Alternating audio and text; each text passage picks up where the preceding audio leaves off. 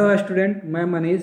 हम लोग ने जो इस यूट्यूब चैनल पर नीम रासुंडा का बुक जो है एग्रीकल्चर का नीम रासुंडा का बुक स्टार्ट किया था। इसमें हम लोग डिफरेंट टाइप का जो भी नीम रासुंडा में दिया हुआ content, different type of content देखते हैं। जो कि एग्रोनॉमिक पर्सन थे था जो हम लोग एग्रोनॉमिक पर्सन स्टार्ट किए थे, उसका आज यूनिट 5 है क्लाइमेट के बारे में।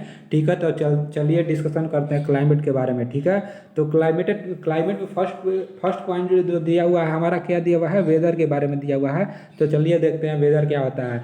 इट इज ए बोल रहा है ए स्टेट ऑफ कंडीशन, ठीक है, of atmosphere at a given place and at a given time. ठीक है, वेदर जो होता है किसी गिवन प्लेस पे, ठीक है, गिवन टाइम में, ठीक है, गिवन प्लेस पे गिवन टाइम में एटमॉस्फेयर का कंडीशन को बताता है। ठीक है, वेदर क्या होता है दोस्तों, तो किसी गिवन प्लेस पे गिवन टाइम में एटमॉस्फेयर के कंडीशन को स्टेट बताता है, उसको क्या बोलते हैं, वेदर बोलते हैं। ठीक है, अब आगे देखते हैं आगे क्या बोल रहा है। आगे बोल रहा है एटमॉस्फेयर के बारे में है। तो इसमें एटमॉस्फेयर के बारे में बोल रहा है इट इज कलरलेस, या कलरलेस होता है, टेस्टलेस भी होता है, and odourless mixture of gases that surrounding the earth. ठीक है, और क्या होता है, गैसेज का मिक्सचर होता है जो अर्थ के पूरे सराउंडेड है। ठीक है, तो एटमॉस्फेयर क्या होता है, कलरलेस होता है, टेस्टलेस होता है, और गैसेज मिक्सचर ऑफ गैसेज होता है जो अर्थ के सराउंड में है। ठीक है, यह extend up to a height of about 1600 kilometre. ठीक है, यह जो है 1600 किलोमीटर हाइट तक एक्सटेंड करता है। ठीक है, इसका यह कहाँ तक एक्सटेंड करता है दोस्तों, तो 1600 किलोमीटर तक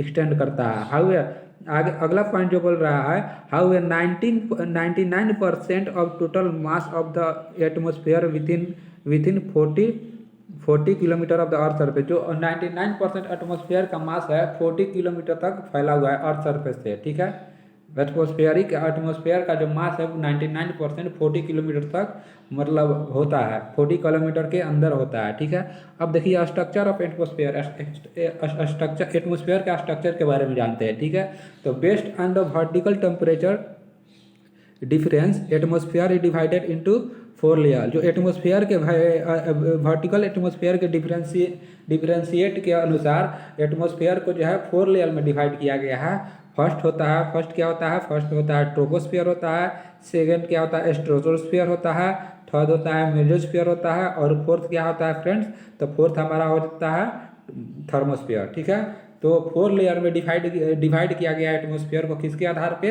तो वर्टिकल टेम्परेचर के डिफरेंशिएट के आधार पे जो होता है डिवाइड किया गया है। तो आगे देखते हैं पूरा ट्रोपोस्फियर क्या होता है।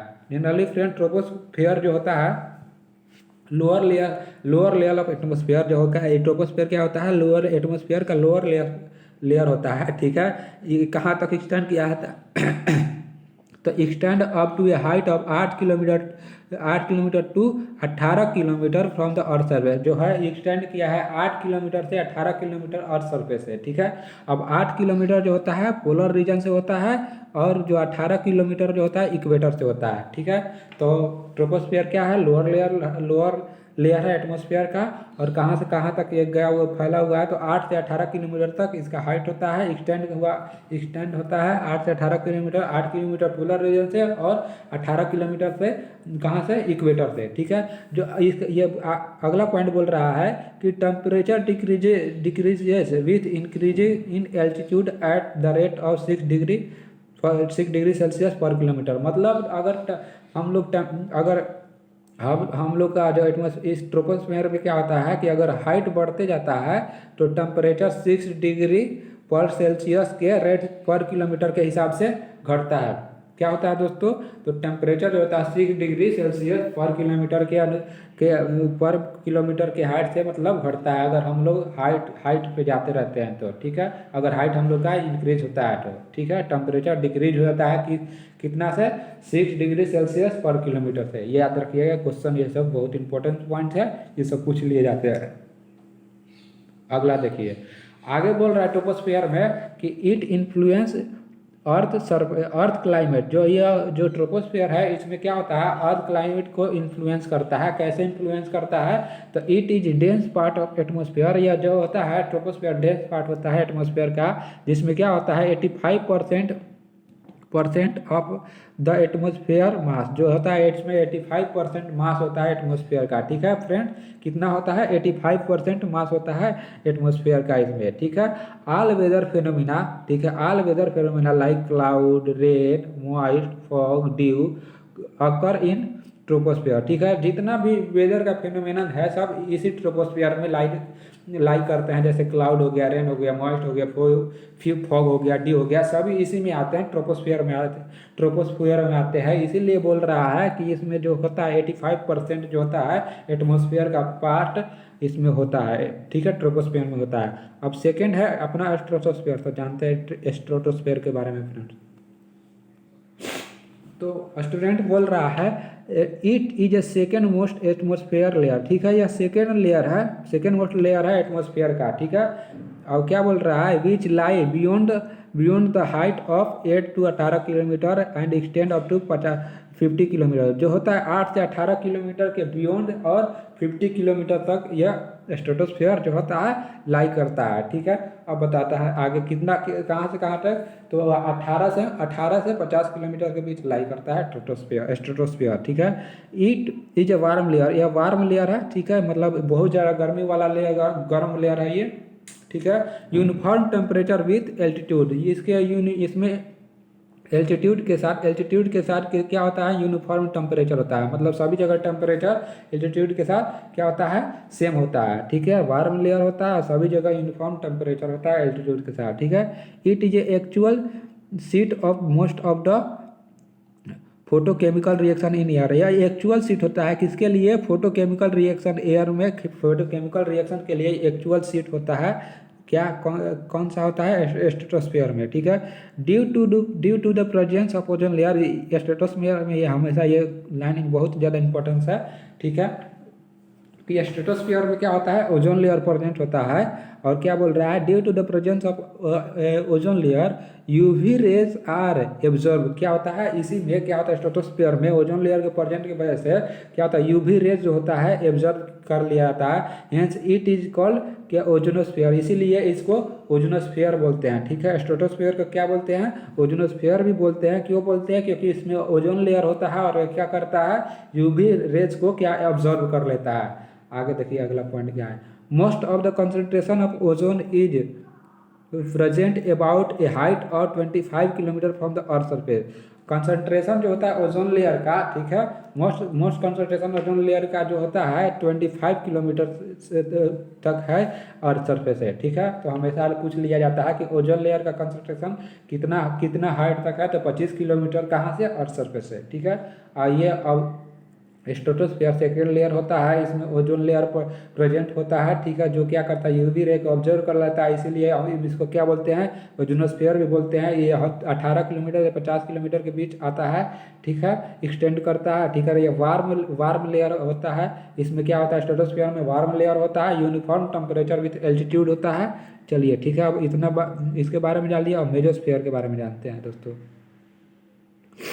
बोल रहा है कि मेसोस्फियर क्या आता है, lie above the stratosphere, stratosphere से ऊपर एबव लाई करता है mesosphere of a height of 50 kilometre extend up to 80 kilometre from the earth surface, earth surface से 50 किलोमीटर से लेकर और 80 किलोमीटर जो है इसका हाइट एक्सटेंड करता है, ठीक है, मेसोस्फियर का। यह क्या होता है, मेसोस्फियर जो लाई करता है स्ट्रेटोस्फियर के एबव लाई करता है, जिसका हाइट कहाँ से, अर्थ सरफेस से 50 किलोमीटर से 80 किलो, अर्थ सरफेस से 50 किलोमीटर से 80 किलोमीटर के बीच लाई करता है, ठीक है।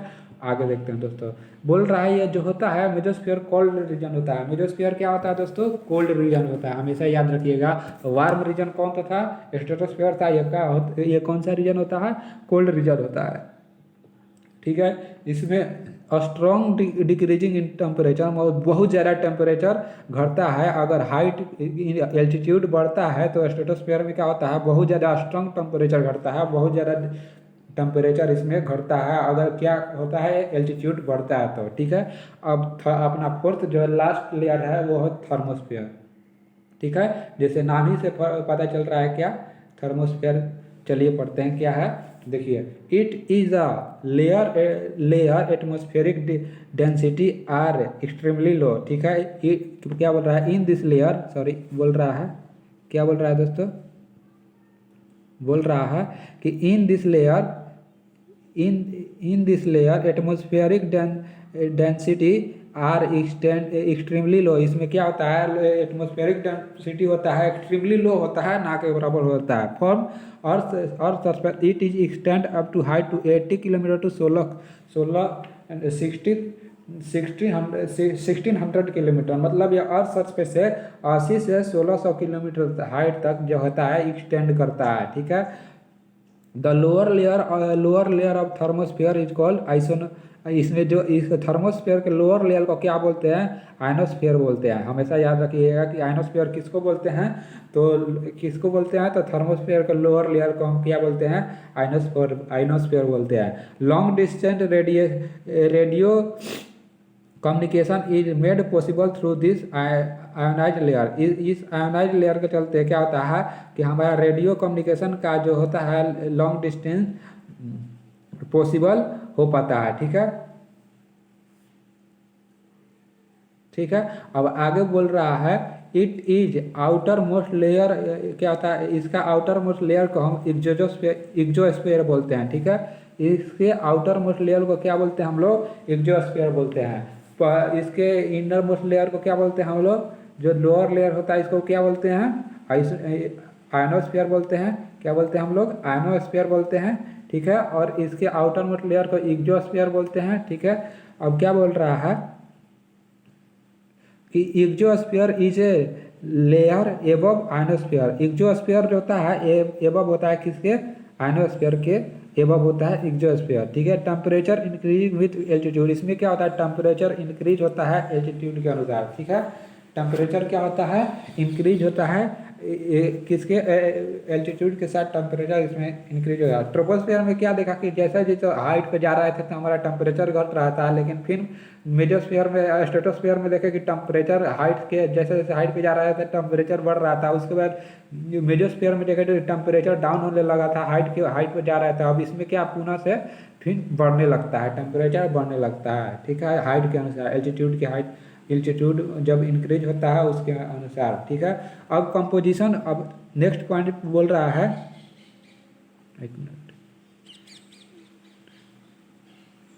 नेक्स्ट पॉइंट बोल रहा है कि कंपोजिशन ऑफ एटमॉस्फेरिक एयर और प्रिंसिपल गैसेस ऑफ एटमॉस्फेयर। जी कंपोजिशन ऑफ एटमॉस्फेरिक एयर का कंपोजिशन बोल रहा है, कौन कौन सा है देखते हैं। जो नाइट्रोजन है, ठीक है, हमारे एटमॉस्फेयर में कितना परसेंट है नाइट्रोजन, तो 78.8% जो है प्रेजेंट है, ठीक है। ऑक्सीजन की बात किया जाए तो ऑक्सीजन कितना है, 20.95, जो कि 21% था, और कितना करके हो गया है, 20.95 हो गया है ऑक्सीजन, ठीक है। आर्गन की बात किया जाए तो आर्गन का जो होता है 0.93% है। ये सब पूछ लिया जाता है, ये तीनों बहुत इंपॉर्टेंट है जो बार बार एग्जाम में पूछे जाते हैं, ठीक है। और कार्बन डाइऑक्साइड कितना है, 0.03% है। और नियॉन कितना है अपने आपका, तो नियॉन है 0.0018%। हमेशा याद रखिएगा। नाइट्रोजन कितना है, तो नाइट्रोजन सबसे ज़्यादा 78.08%, और सबसे कम जो होता है एटमॉस्फेरिक गैस कौन से है, तो नियॉन है 0.0018% है, ठीक है।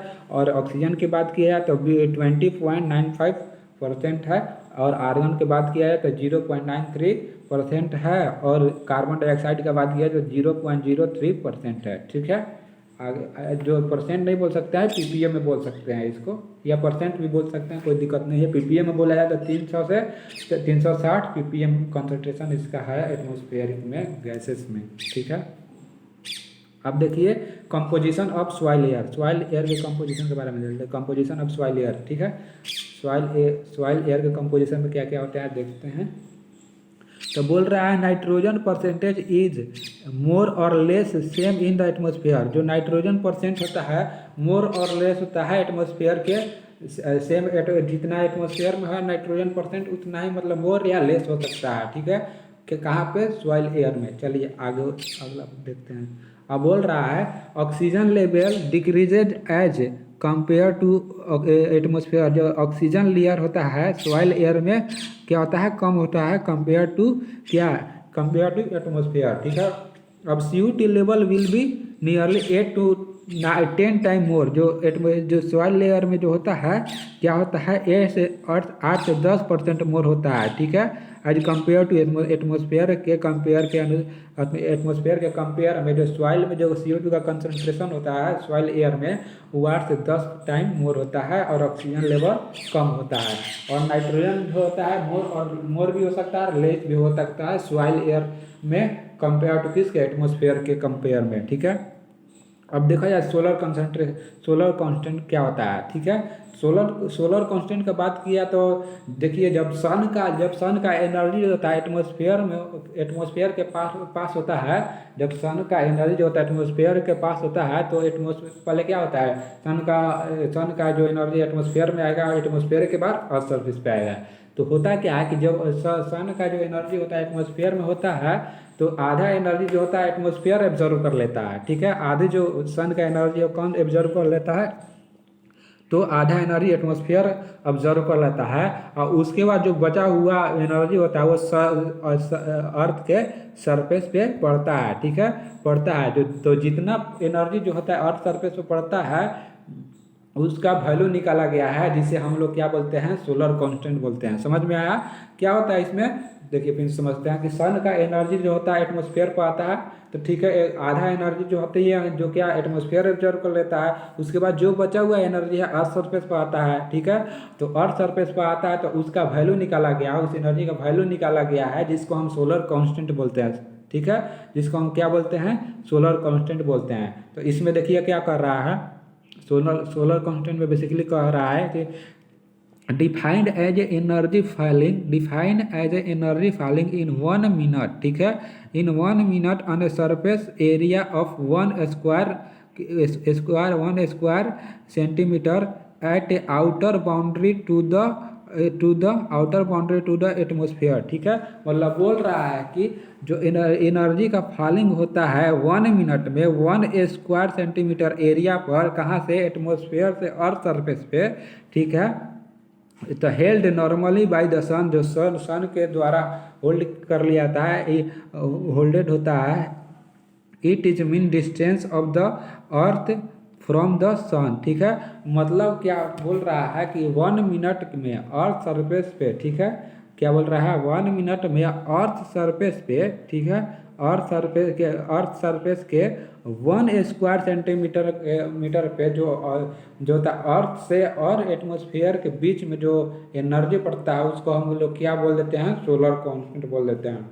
और सोलर कांस्टेंट हमेशा बेसिकली इसको कहा गया, सोलर कांस्टेंट का वैल्यू जो होता है 1.94 कैलोरी पर सेंटीमीटर स्क्वायर पर मिनट होता है। कितना? 1.94 कैलोरी पर सेंटीमीटर स्क्वायर पर मिनट होता है।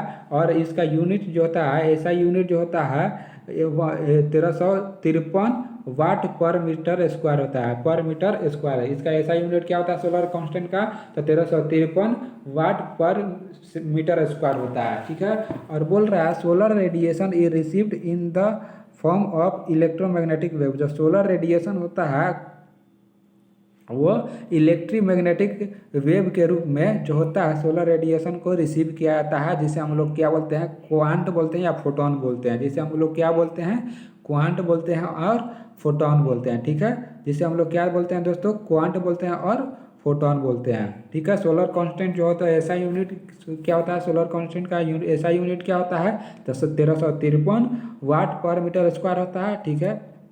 और सोलर कांस्टेंट का वैल्यू देखा जाता है 1.94 कैलोरी पर सेंटीमीटर स्क्वायर पर मिनट होता है, ठीक है। सोलर रेडिएशन जो होता है अर्थ सरफेस पर किस फॉर्म में जो होता है रिसीव्ड होता है, तो इलेक्ट्रोमैग्नेटिक वेव के फॉर्म में रिसीव्ड होता है, जिसे हम लोग क्वांट या फोटोन बोलते हैं, ठीक है। अगला पॉइंट देखते हैं। अगला पॉइंट जो है अपना PAR है, ठीक है, मतलब फोटोसिंथेसिस एक्टिव रिएक्शन, ठीक है। क्या है अगला पॉइंट जो है, फोटोसिंथेसिस एक्टिव रिएक्शन है, ठीक है। तो देखिए ये क्या होता है, photosynthesis is a photosynthesis in green leaf use. Photosynthesis में क्या होता है कि ग्रीन लीफ जो होता है सोलर एनर्जी के वेवलेंथ को, जो कहाँ से कहाँ तक होता है, सोलर एनर्जी का वेवलेंथ 0.4 to 0.7 म्यू जो होता है, और रेडिएशन कहाँ से रेडिएशन कहाँ तक होता है, तो 400 से 700 एनएम जो होता है नैनोमीटर रेडिएशन जो होता है उसको क्या होता है एक्टिव इन फोटोसिंथेसिस में यूज करता है, जिसे हम लोग क्या करते हैं फोटोसिंथेसिस एक्टिव रिएक्शन बोलते हैं। ये बोल रहा है बेसिकली जो ग्रीन लीफ है सोलर एनर्जी का जो वेवलेंथ होता है 0.4 टू 0.7 मीडियम उसको और क्या करता है रेडिएशन जो होता है वही वेवलेंथ या रेडिएशन जो होता है 400 से 700 नैनोमीटर जो होता है एक्टिवली क्या करता है एक्टिवली यूज करता है और फोटोसिंथेसिस करता है, जिसे हम लोग क्या बोलते हैं फोटोसिंथेसिस एक्टिव रेडिएशन बोलते हैं।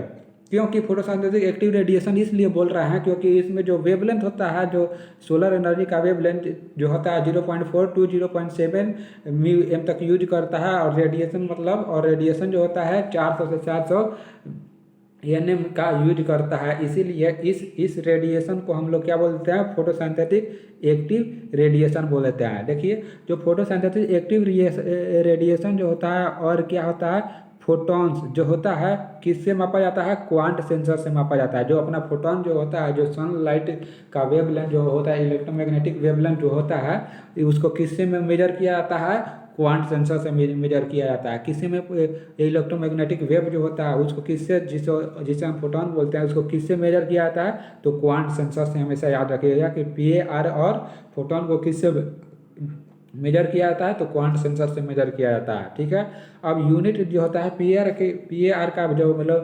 फोटोसिंथेटिक एक्टिव रेडिएशन का जो यूनिट होता है इससे आइंस्टीन बोला जाता है या क्या होता है वाट पर मीटर स्क्वायर बोलते हैं। PAR का यूनिट जो होता है आइंस्टीन होता है या वाट पर मीटर स्क्वायर होते हैं। हमेशा याद रखिएगा, ये भी क्वेश्चन आ जाता है। अब देखिए अगला जो पॉइंट है लक्स है। ठीक है, अगला पॉइंट है लक्स, नहाने वाला लक्स नहीं, लक्स यूनिट होता है। ठीक है, आगे देखिए lux is a oldest unit to measure intensity और सोलर रेडिएशन। यह जो लक्स है ओल्डेस्ट बहुत पुराना यूनिट है जो कि क्या इंटेंसिटी की मेजर करता है कि का सोलर रेडिएशन का इंटेंसिटी को मेजर करता है लक्स। ठीक है, अगला पॉइंट है वो होता है स्पेक्ट्रोमीटर। ठीक है, अगला पॉइंट जो होता है स्पेक्ट्रोमीटर होता है। जो स्पेक्ट्रोमीटर किसका मेजर करता है तो सोलर रेडिएशन का मेजर करता है इन नैरो वेवलेंथ, सोलर रेडिएशन के नैरो वेवलेंथ में मेजर करता है। ठीक है, सोलर रेडिएशन को नैरो वेवलेंथ में स्पेक्ट्रोमीटर जो होता है मेजर करता है। ठीक है, अब देखते हैं अगला पॉइंट जो है अपना अगला पॉइंट है लेफ्ट रेट। तो लेफ्ट रेट क्या होता है इसके बारे में देखते हैं। ठीक है, लेफ्ट रेट लेफ्ट जो होता है वह एक लैटिन वर्ड है। लेफ्ट कौन सा वर्ड है दोस्तों, जो आपका लेफ्ट है वह लैटिन वर्ड है। ठीक है, इसका मतलब होता है लेपोस, जो लैटिन वर्ड लेपोस से डिराइव हुआ है। लेपोस मतलब लॉस होता है। ठीक है, लेप्स जो होता है लैटिन वर्ड है। ठीक है, इस जो है लेपोस वर्ड से डिराइव हुआ है जिसका मतलब होता है लेस होता है। तो बोल रहा है द वर्टिकल टेम्परेचर डिक्रीजिंग और gradient is express and left rate. जो वर्टिकल टेम्परेचर होता है वो डिक्रीज होता है, वर्टिकल टेम्परेचर डिक्रीज होता है जिसे हम क्या बोलते हैं लेफ्ट रेट बोलते हैं। मतलब ये कहने का मतलब है जैसे ये अपना क्या था ट्रोपोस्फेयर था, उसके बाद स्ट्रेटोस्फेयर था, मेजोस्फेयर था, उसके बाद अपना थर्मोस्फेयर था। तो ट्रोपोस्फेयर में क्या होता है कि जैसे जैसे एल्टीट्यूड बढ़ता है तो वैसे जैसे जैसे अपना एल्टीट्यूड हाइट बढ़ता है टेम्परेचर जो होता है हाइट बढ़ता है तो वैसे वैसे टेम्परेचर क्या होता है घटने लगता है। ठीक है, स्ट्रेटोस्फेयर में क्या होता है कि थोड़ा सा कांस्टेंट होता है, टेम्परेचर बढ़ता है तो क्या होता है हाइट बढ़ता है तो टेम्परेचर कांस्टेंट रहता है। उसके बाद फिर क्या होता है टेम्परेचर बढ़ने लगता है। फिर मेजोस्फीयर में आ जाता है, मेजोस्फीयर में हाइट बढ़ता है तो टेम्परेचर क्या होता है बढ़ता है। और फिर स्ट्रेटोस्फीयर में जो है घटते रहता है, टेम्परेचर घटते रहता है अगर हाइट बढ़ता है तो। ठीक है, इसको क्या बोलते हैं, इसको सिग्मा पाथ भी बोल सकते हैं। सिग्मा में टेम्परेचर सिग्मा पाथ जैसा, सिग्मा ऐसा है ना ऐसे ऐसे, तो सिग्मा ऐसा है इसीलिए सिग्मा पाथ भी बोलते हैं। चलिए अब बोला है ठीक है, तो वर्टिकल टेम्परेचर जो होता है, हाइट बढ़ने पर वर्टिकल टेम्परेचर घटता है, तो उस घटने को रेट को लेप्स रेट बोलते हैं। नॉर्मली लेप्स रेट जो होता है 6.5 डिग्री सेल्सियस पर किलोमीटर होता है। लेप्स रेट जो होता है कितना होता है, तो 6.5 डिग्री सेल्सियस पर किलोमीटर होता है, ठीक है। लेकिन यह लेप्स रेट जो होता है नॉर्मली होता है, जिसे मतलब एवरेज मापा गया है। लेकिन हमारा ट्रोपोस्फियर में ही जो टेम्परेचर होता है बेसिकली घटते बढ़ते रहता है, जो होता है पॉजिटिव, जीरो और निगेटिव होता है, ठीक है। जैसे कि अगर टेम्परेचर इसमें घटता है ना, ठीक है, जिसे मतलब लेपस जो टेम्परेचर जो होता है इसमें क्या होता है, घटता है, ठीक है। तो उसको उसमें पॉजिटिव होता है, टेम्परेचर अगर घटता है, ठीक है, तो क्या बोलता है उसमें हम लोग उसको पॉजिटिव बोलते हैं इसमें। और जीरो कब होता है, जब टेम्परेचर कांस्टेंट होता है। इस लेयर में अगर ट्रोपोस्फियर में टेम्परेचर कांस्टेंट कहीं पर आता है तो उसको हम लोग zero zero zero zero effect बोलते हैं। और नेगेटिव कब होता है, जब टेम्परेचर बढ़ता है, ठीक है। टेम्परेचर बढ़ता है विथ एलिवेशन, एलिवेशन के साथ टेम्परेचर बढ़ता है तो हम लोग उसको नेगेटिव मानते हैं। अगर कांस्टेंट रहता है एलिवेशन के साथ टेम्परेचर तो जीरो बोला जाता है, इसमें जीरो स्टेज होता है। पॉजिटिव में क्या होता है कि अगर टेम्परेचर घटता है विथ एलिवेशन के साथ टेम्परेचर जो होता है घटता है तो वो पॉजिटिव होता है, ठीक है। आगे देखिए, आगे बोल रहा है कि क्या अगला जो पॉइंट है अपना क्या होता है, adiabatic lapse rate. Adiabatic lapse rate क्या होता है अब इसको देखते हैं, ठीक है। एक मिनट इसको थोड़ा इरेज कर लिया जाए।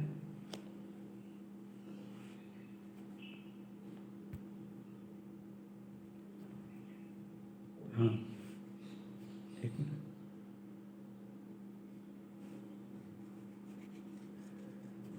हाँ अगला अगला जो पॉइंट था अपना हम लोगों का अगला पॉइंट था, क्या पॉइंट था अपना, एडियाबैटिक लेप्स रेट, ठीक है। तो एडियाबैटिक लेप्स रेट क्या होता है देखते हैं। The rate at which temperature change in air rise, ठीक है, और फॉल, ठीक है।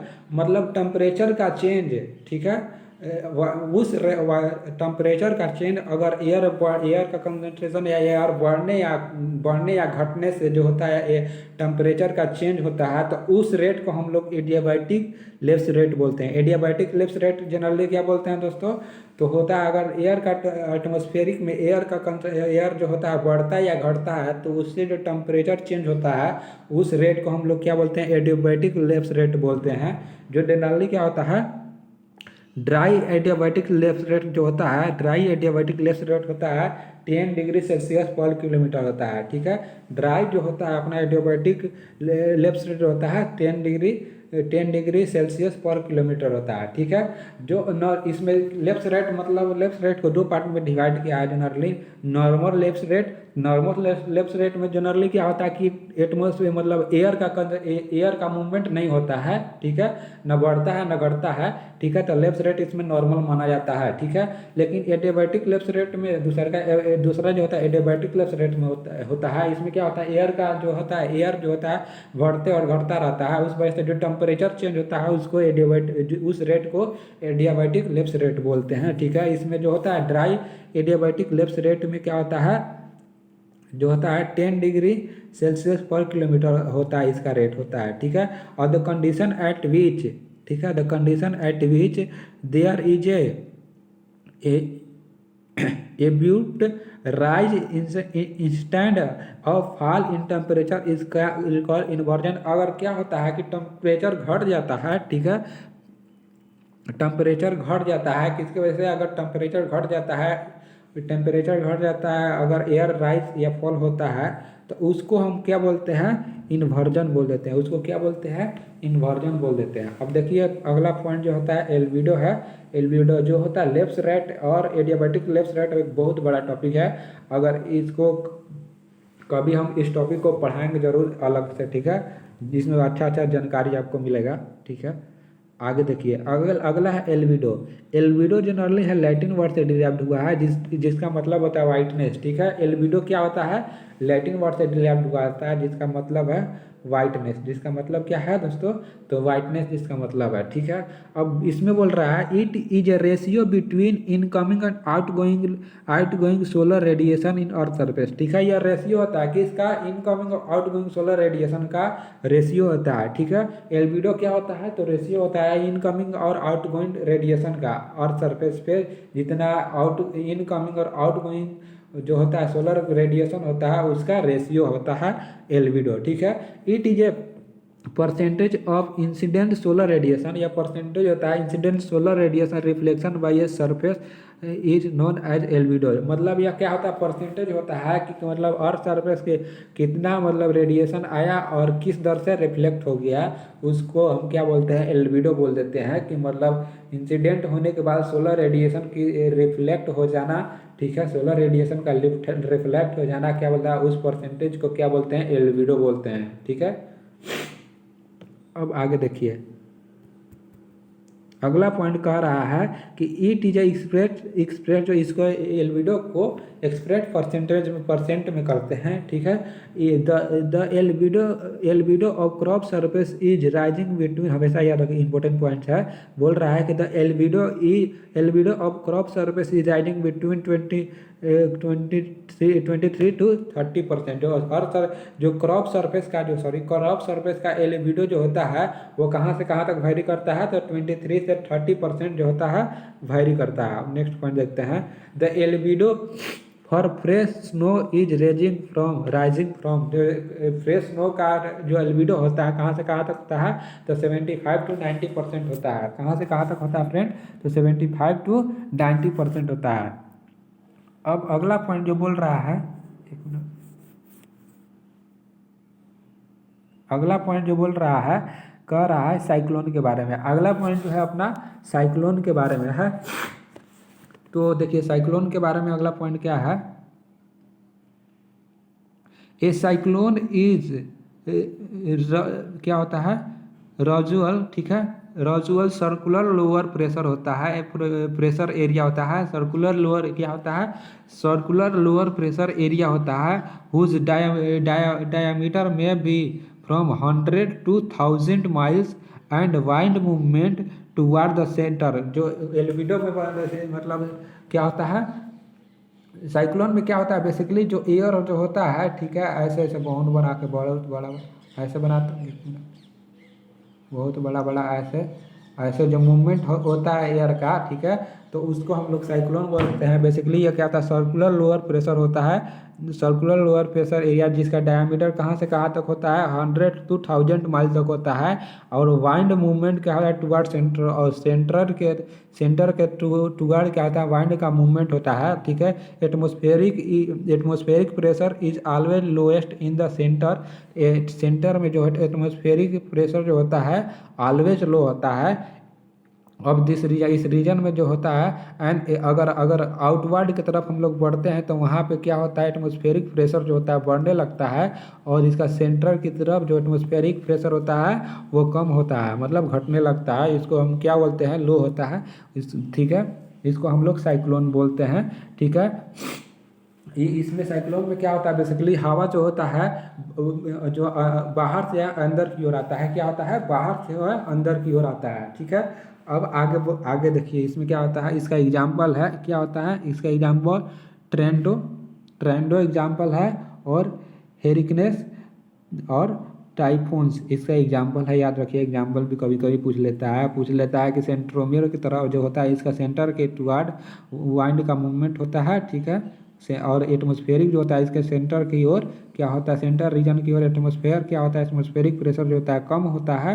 और जैसे जैसे आगे बढ़ते जाते हैं हाइट पे, तो क्या होता है, इसका टेम्परेचर होता है, जो टेम्परेचर बोल रहे हैं, एटमॉस्फेरिक प्रेशर जो होता है क्या बढ़ते जाता है, ठीक है। आगे देखते हैं क्लाइमेट के बारे में, ठीक है। अगला जो अपना पॉइंट है क्या है, तो क्लाइमेट बोल रहा है, climate is a generalise weather, ठीक है। जो क्लाइमेट होता है वेदर के बारे में जान लिए सब। और क्लाइमेट स्टार्ट हुआ यहाँ से। Climate is a generalise weather, ठीक है। क्लाइमेट होता है वेदर, जनरलाइज वेदर होता है। और summation of weather, weather condition का समेशन होता है ओवर ए गिवन रीजन, किसी रीजन में during a complementary long period के लिए। जो वेदर क्या होता है, वेदर के किसी पार्टिकुलर प्लेस पर और पार्टिकुलर समय के लिए होता है। लेकिन क्लाइमेट क्या होता है, लॉन्गर टाइम के लिए होता है और बहुत बड़ा रीजन में होता है, ठीक है।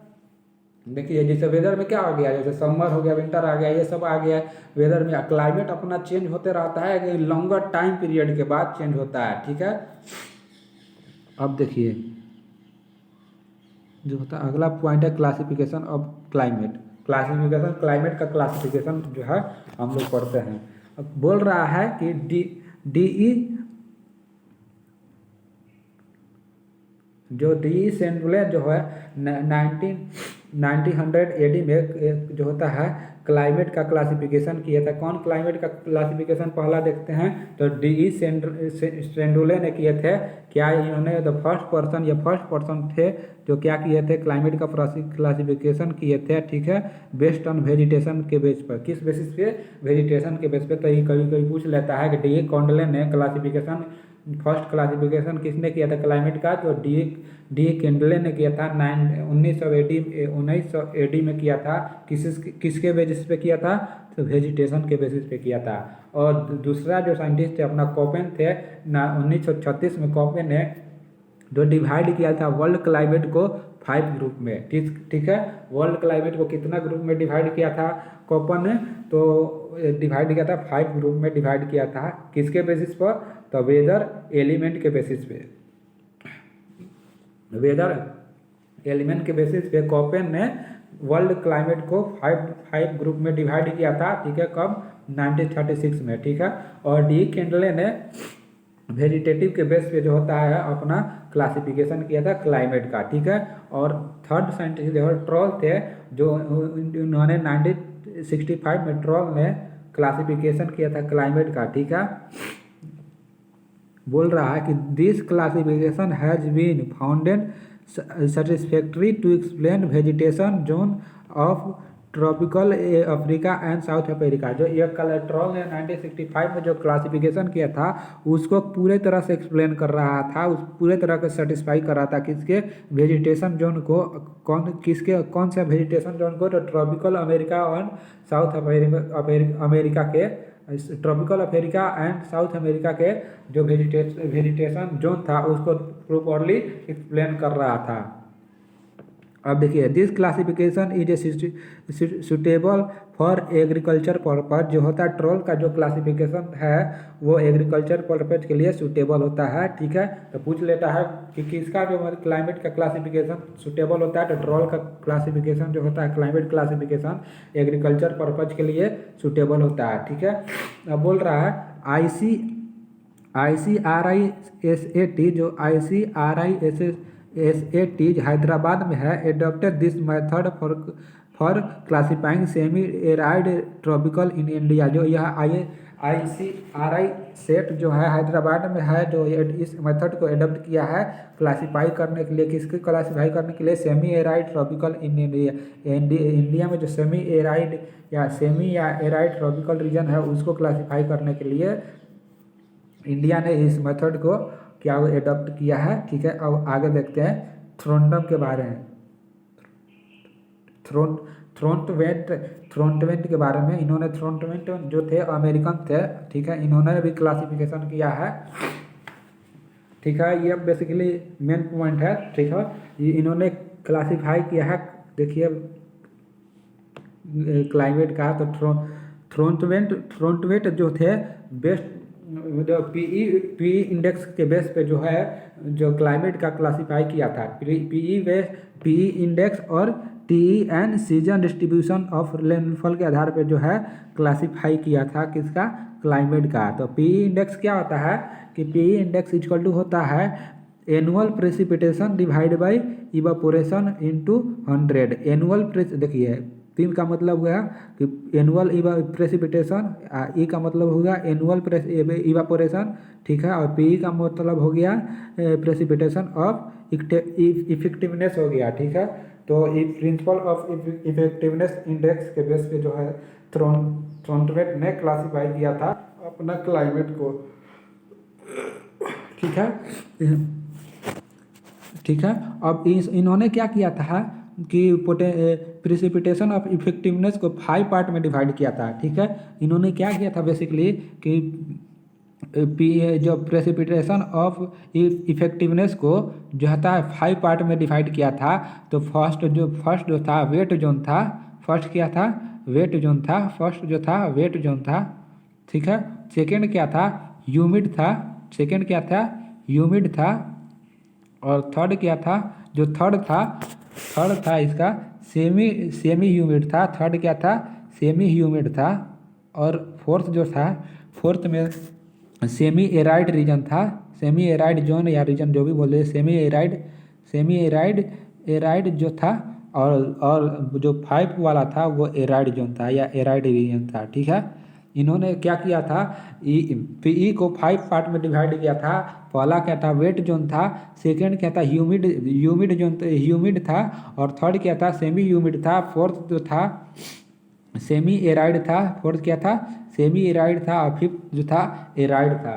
ठीक है, अब आगे अब समझिए इवापोरेशन तो आप जानते हैं। आप प्रेसिपिटेशन क्या होता है जानते हैं। प्रेसिपिटेशन जो होता है इवापोरेशन के बाद जो होता है वाटर वेपर कंडेंस हो जाता है, और कंडेंस होने के बाद जो होता है वाटर वेपर नीचे आता है, उसको क्या बोलते हैं प्रेसिपिटेशन बोलते हैं। तो ठीक है, तो प्रेसिपिटेशन तो एनुअल प्रेसिपिटेशन और एनुअल इवापोरेशन को अगर 100 से अगर एनुअल प्रेसिपिटेशन को डिवाइड करते हैं किससे एनुअल इवापोरेशन से, और 100 से मल्टीप्लाई कर देते हैं तो क्या होता है प्रेसिपिटेशन ऑफ इफेक्टिवनेस इंडेक्स आ जाता है। ठीक है, आगे देखते हैं। और ये भी एक अच्छा टॉपिक है, इस पर भी एक सेपरेट वीडियो बनाया जाएगा। ठीक है, बहुत जल्द। ठीक है, अगला पॉइंट आपका क्या है मॉइस्चर डिफेक्ट इंडेक्स बोल रहा है। अगला पॉइंट क्या होता है अपना मॉइस्चर डिफेक्ट इंडेक्स होता है। ठीक है, मॉइस्चर डिफेक्ट इंडेक्स में क्या होता है बेसिकली कि AICRP ऑन ड्राई लैंड। ठीक है, जो ICR का है ICR द्वारा AICRP on dry land adapted classification based on MDI जो तो मॉइस्चर डिफेक्ट इंडेक्स के बेसिस पर क्लासिफिकेशन किया जाता है क्लाइमेट का। ठीक है, तो देखिए MDI क्या होता है मॉइस्चर डिफेक्ट इंडेक्स क्या होता है बेसिकली। तो moisture defect index P minus PET divide by PET into 100, मतलब पोटेंशियल इवापोरेशन टेम्परेचर P में से पोटेंशियल इवापोरेशन टेम्परेचर को घटाते हैं और डिवाइड कर देते हैं किसे पोटेंशियल इवापोरेशन इवापोरेट मतलब P में से PET को डिवाइड कर देते हैं किससे PET से, और 100 कर देते हैं 100 से, तो क्या होता है मॉइस्चर डिफेक्ट इंडेक्स मिल जाता है। ठीक है, अब देखिए type of climate MDI value, MDI मतलब type of climate MDI value क्या क्या होता है। सब ह्यूमिड में इसका क्या होता है 0 से 33.3% होता है। सेमी एराइड में क्या होता है -33.32 -66.6 होता है। एराइड रीजन में इसका वैल्यू क्या होता है ग्रेटर देन -66 पॉइंट होता है। ठीक है, अगला देखते हैं measure of humidity, measures of humidity, humidity का मेजर। तो humidity means water vapour contents of atmosphere. Humidity किसको बोलते हैं कि वाटर वेपर का। ठीक है, एटमॉस्फेयर में जो कंटेंट होता है वाटर वेपर का एटमॉस्फेयर में उसको क्या हम ह्यूमिडिटी बेसिकली बोल देते हैं। रिलेटिव ह्यूमिडिटी जो होता है जो कि एग्रीकल्चर में बहुत ही इंपॉर्टेंट है। रिलेटिव ह्यूमिडिटी बेसिकली क्या होता है water vapour present in air divide by water vapour required for saturation. ठीक है, इंटू 100, इसको क्या बोलते हैं रिलेटिव ह्यूमिडिटी बोलते हैं। रिलेटिव ह्यूमिडिटी क्या बोलते हैं कि वाटर वेपर जो एयर में प्रेजेंट है अगर उसको डिवाइड किया जाए water vapour required for saturation के लिए जो वाटर वेपर चाहिए डिवाइड करके अगर 100 से मल्टीप्लाई किया है तो उसको क्या बोलते हैं रिलेटिव ह्यूमिडिटी बोलते हैं। ठीक है, रिलेटिव ह्यूमिडिटी हो गया। अब क्या बोलता है एब्सोल्यूट ह्यूमिडिटी। एब्सोल्यूट ह्यूमिडिटी क्या होता है एब्सोल्यूट ह्यूमिडिटी का यूनिट यूनिट एब्सोल्यूट ह्यूमिडिटी का यूनिट जो होता है ग्राम पर मीटर क्यूब में आता है, ठीक है। और रिलेटिव ह्यूमिडिटी का जो होता है एक्सप्रेस परसेंटेज में एक्सप्रेस करते हैं, ये एग्रीकल्चर में मोस्टली एग्रीकल्चर में यूज होता है, ठीक है। एब्सोल्यूट ह्यूमिडिटी को किस यूनिट में दर्शाया जाता है, तो ग्राम पर मीटर क्यूब में दर्शाया जाता है। स्पेसिफिक ह्यूमिडिटी को किस में दर्शाया जाता है, तो ग्राम पर केजी में, ठीक है। स्पेसिफिक ह्यूमिडिटी को ग्राम के पर केजी में, अब एब्सोल्यूट ह्यूमिडिटी को ग्राम पर मीटर क्यूब में दर्शाया जाता है। फॉर्म्स ऑफ प्रेसिपिटेशन क्या होता है, देखते हैं फॉर्म्स ऑफ प्रेसिपिटेशन क्या होता है, ठीक है। अब प्रेसिपिटेशन समझे थे कि जो मतलब इवापोरेशन होने के बाद जो मतलब वाटर वेपर जो होता है कंडेंस होकर वापस अर्थ पे आ जाता है, वाटर अर्थ सरफेस पे आ जाता है और नीचे, और जो होता है वाटर वेपर वापस नीचे आता है, उसको प्रेसिपिटेशन बोलते हैं। तो प्रेसिपिटेशन थोड़ा ना है कि मतलब गैसेस के फॉर्म, लिक्विड के फॉर्म में आ सकता है, उसका प्रेसिपिटेशन कितना ही फॉर्म में हो सकता है। तो फॉर्म में बात करें जैसे रेन के फॉर्म में आता है, ठीक है।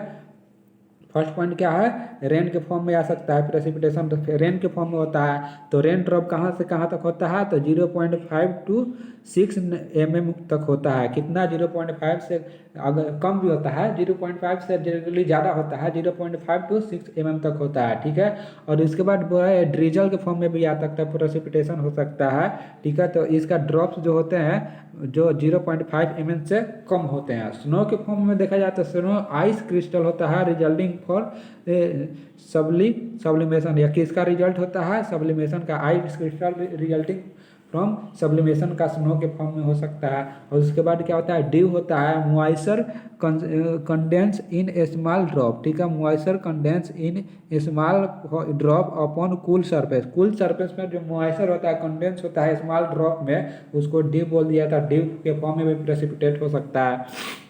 और फ्रोस्ट के फॉर्म में भी प्रेसिपिटेट होता है। तो फ्रोस्ट क्या होता है, फ्रेशली डिपोजिट ऑफ आइस, जो फ्रेशली डिपोजिट ऑफ आइस होता है उसको फ्रोस्ट बोल देते हैं। फॉग किसे बोलते हैं, a thin cloud of varying size, जो थिन क्लाउड होता है जो साइज में वेरिंग होता है उसको फॉग बोल दिया जाता है। फॉग के फॉर्म में भी जो होता है प्रेसिपिटेट हो सकता है। उसके बाद मिस्ट के फॉर्म में भी जो होता है प्रेसिपिटेट होता है। वेरी थिन फॉग होता है, बहुत पतला जो वेरी थिन फॉग होता है उसको हम लोग क्या बोलते हैं, मिस्ट बोल देते हैं। वाइपर के फॉर्म में जो गैसियस होता है वाइपर के फॉर्म में भी प्रेसिपिटेट होता है। Water vapour in atmospheric